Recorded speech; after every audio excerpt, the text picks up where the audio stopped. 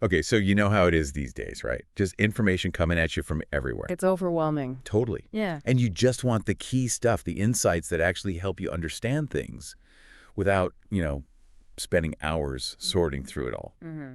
So that's what we're aiming for right now. We're digging into a really interesting discussion that happened recently, touching on, well, a whole bunch of things relevant to life today. Yeah, it covered a lot of ground. Like how technology is kind of rewiring our brains, the whole deal with emotions, especially tough ones like shame, anxiety, depression. The difficulty of self-awareness. Exactly. And, what it's really like being a content creator behind the scenes, and ultimately how we get to a place of accepting ourselves, separating who we are from, like what we achieve. And it pulled from all over, didn't it? Eastern perspectives, Western psychology, psychiatry, contemplative traditions, too. Right. It wasn't just one viewpoint. Hmm. So our mission here is to pull out the real gems, the practical bits that might help you make sense of yourself and navigate, well, everything that's going on. Sounds good. Where should we start? Let's kick off with technology. It's everywhere. One thing that really stood out was this idea that a lot of our tech use has this anesthetic effect. That's a good way to put it. The non-work stuff, mostly social media, gaming, pornography even, they offer this quick escape when you feel bad, a way to numb out negative feelings for a bit. Okay, like a temporary fix. Exactly. But the catch is, relying on that short-term relief can actually stop you from developing better ways to cope, to actually solve the underlying problems. So you're just avoiding the signal. Yeah. Like that automatic phone grab the second you have a free moment.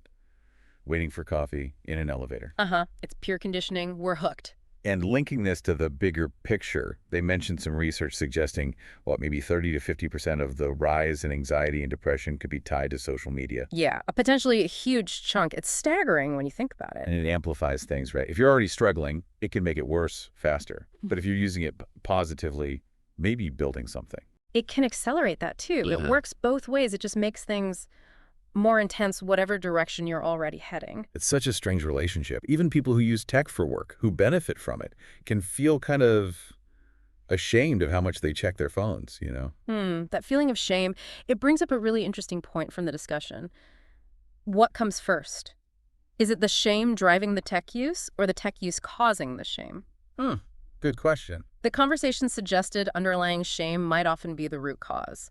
They brought up the Eastern concept of Sanscar. Sanscar. Yeah, it's like undigested negative emotion, emotional baggage, basically, that sits there and influences how you react to things now, often without you even realizing it. There are parallels in Western psychoanalysis, too, subconscious stuff. Okay, so this Sanscar, this underlying shame, could be playing out in how we use technology. It could be. It's not always about anger or fear online. Sometimes it's this deep sense of shame. And unless you figure out where that shame is really coming from. You're just treating the symptom, not Yeah. the cause. Exactly. And sometimes chasing positive things, getting fit, being successful, having tons of friends, can actually be an unconscious way of trying to run away from that shame.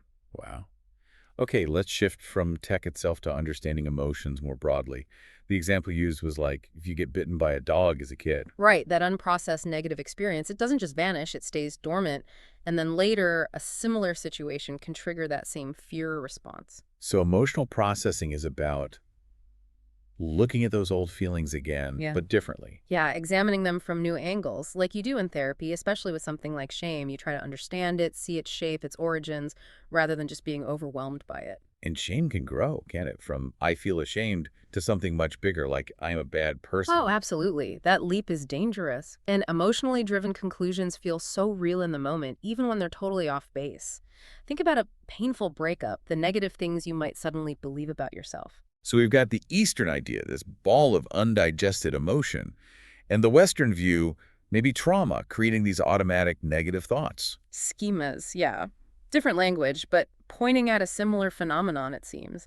How unresolved stuff from the past shapes our present. Are there ways to, like, dial down that negative circuitry? Definitely. The discussion mentioned practical things, even simple breathing exercises. There's such a strong link between your breath patterns and your emotional state. Calming the breath can calm the mind. It's fundamental, isn't it? Just breathing. And how emotions, the stories we tell ourselves about them, and our core identity all feed into automatic behaviors. It's all connected. If you want to change a pattern, you often need to look at all three: the feeling itself, the conclusions you drew, and the deeper beliefs driving it. It's a multi-layered thing. They also talked about how a big negative event like a car crash can actually change how you remember the past, make you see everything leading up to it differently. Retroactively coloring memories, yeah. It shifts your basic assumptions about safety, about the world. And that ties into our brain's survival instinct. It's negativity bias. Right, the food poisoning example. Yeah. One bad experience sticks with you way more than dozens of good meals. Exactly. Or seeing a predator. Mm. Your brain prioritizes threats. That's neuroeconomics, basically how we weigh risks and rewards. And we're strongly wired to avoid loss or danger. And that weird asymmetry. Imagining something bad happening now feels bad, but imagining something good doesn't always trigger the same level of pleasure right now. Mm-hmm.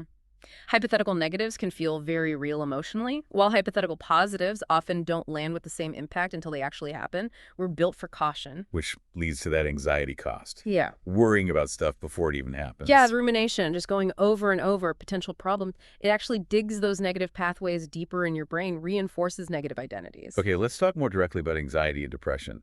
Seems like everyone agrees they're increasing. From an Eastern perspective, one view is it stems from a lack of attentional control. Our focus is scattered. Depression often pulls you into the past regrets, shame. While anxiety is all about the future, the what-ifs. Precisely.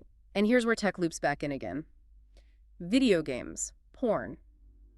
They grab your attention intensely, pulling you into the present, offering an escape from past ruminations or future worries. But it's a temporary escape that might actually weaken your ability to direct your own attention over time. That's the risk. You're essentially outsourcing your attentional control. It weakens those frontal lobe functions. It's like always taking the mental elevator instead of the stairs. Your attention muscles get weaker. So strengthening attentional control, like through mindfulness, is key for managing anxiety and depression. Exactly. And the addictive pull of so much tech comes from its power to capture and hold our attention so effectively. Plus, downstream effects like lower self-esteem from social media filters and comparisons, it all adds up. What about failure? The discussion contrasted failing in games versus failing in real life. Big difference. In a game, you die, you respawn. There are usually no lasting consequences. The game is often designed for you to eventually win. It's failure with a safety net. Yeah. An illusion of failure, almost. Right. Whereas real-world failure, well, it can hurt. It can have lasting impacts. Our brains experience failure very differently in those contexts. And games delaying rewards makes the eventual win feel better. Yeah, that mechanism can increase satisfaction, but again, it's a manufactured feeling within a controlled system. Right. Not quite like real-world achievement. Okay, shifting again. How do we get better at actually knowing what we're feeling? There was mention of potential gender differences. Yeah, the idea that maybe estrogen plays a role in women generally having a bit more innate awareness of their internal emotional states. For men, the suggestion was often to start with the physical body. Like noticing sensations first. Tightness here, warmth there. Exactly. Notice the physical feeling, then maybe try to rationally deduce what emotion might cause that feeling in someone else, and then see if that fits for you. That sounds like a practical way in for guys who feel disconnected from emotions. It can be, especially because we often feel multiple emotions at once, right? Conflicting ones even, which makes identification tricky. There's even a term, alexithymia. Alexithymia. Difficulty identifying and describing emotions, like being emotionally colorblind. And when you don't acknowledge emotions, they can still run the show, restricting your behavior, making you feel kind of stuck or paralyzed. And suppressing them just feels bad, which sends us looking for escapes, like technology. And society often doesn't help, valuing rationality over emotion, seeing vulnerability as weakness. But hiding vulnerability doesn't make you less vulnerable, does it? Just maybe less honest about it. Well said. It just makes the experience less authentic. And those unexpressed negative feelings can build pressure internally, like keeping secrets about trauma. But interestingly, talking about positive plans without acting can sometimes reduce motivation. Yeah, Freud's idea about language as a substitute for action. But sharing negative feelings seems different. It often releases pressure for you. It doesn't dissipate the need to process it. Okay, self-awareness. Sometimes thinking deeply feels like it just causes more suffering. Is too much self-awareness a bad thing?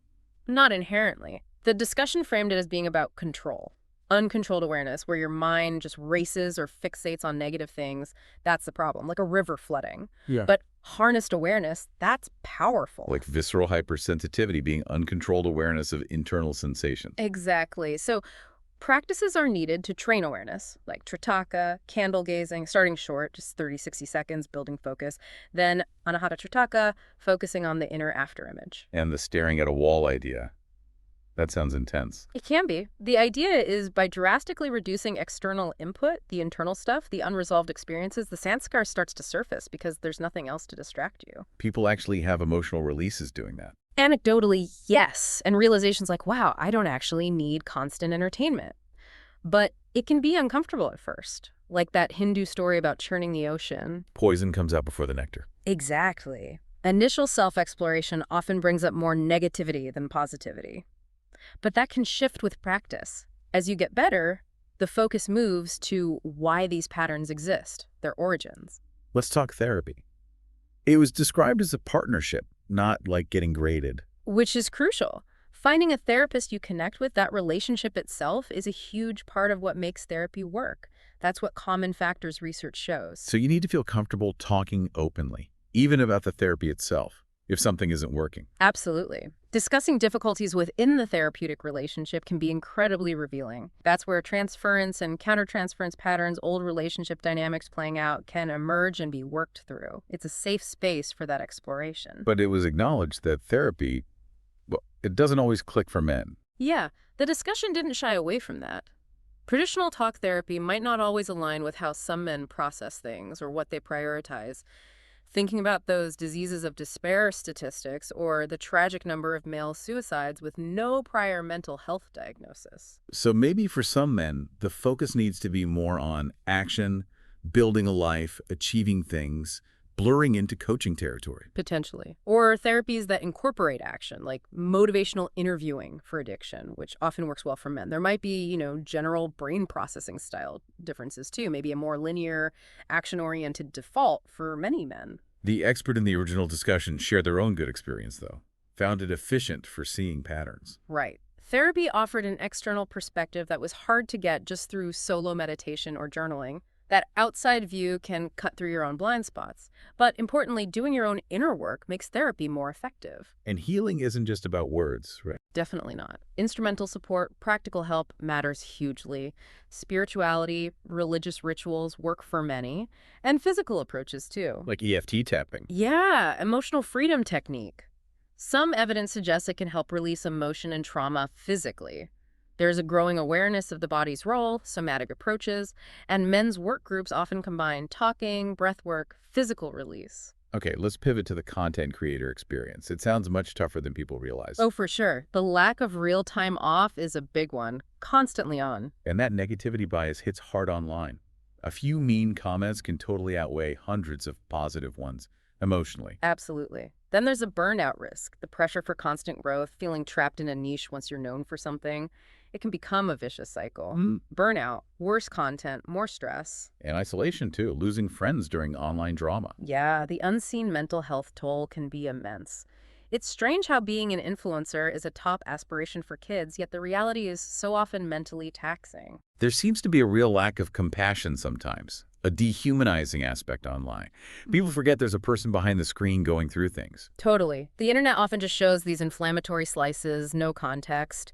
We see similar pressures and mental health struggles in traditional celebrity culture, don't we? Maybe creator burnout is even a kind of self-protection sometimes. Which brings us to external validation and comparison, how even personal wins can feel small when you're always looking at others or the next goalpost. The moving goalposts. And diminishing returns, the fifth success doesn't feel as good as the first.